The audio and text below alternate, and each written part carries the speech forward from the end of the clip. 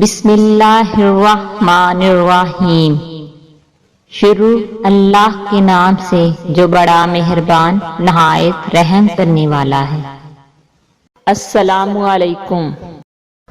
اچھا سوچئے اور اچھا بولیے، کیونکہ بدگمانی اور بد زبانی تو ایسے عیب ہیں جو انسان کے ہر کمال کو زوال میں بدل دیتے ہیں، اور نیت صاف ہو جائے تو نصیب بھی بدلنے لگتا ہے۔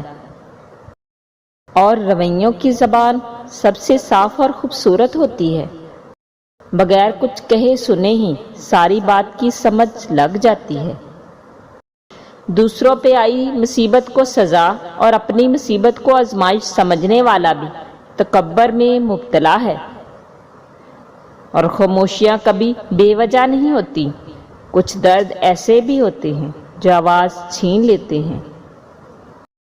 گھر کے بڑوں کو چاہیے کہ اپنے اپنے گھر میں یہ قانون بنا لیں کہ گھر میں گفتگو کرتے وقت کسی کی بھی طعن و تشنیع، غیبت اور تضحیک کرنے والی باتیں نہیں سنی جائیں گی۔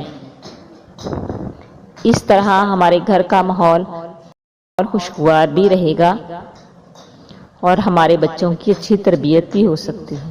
اللہ تعالی ہمیں اس پر عمل کرنے کی توفیق دے، آمین۔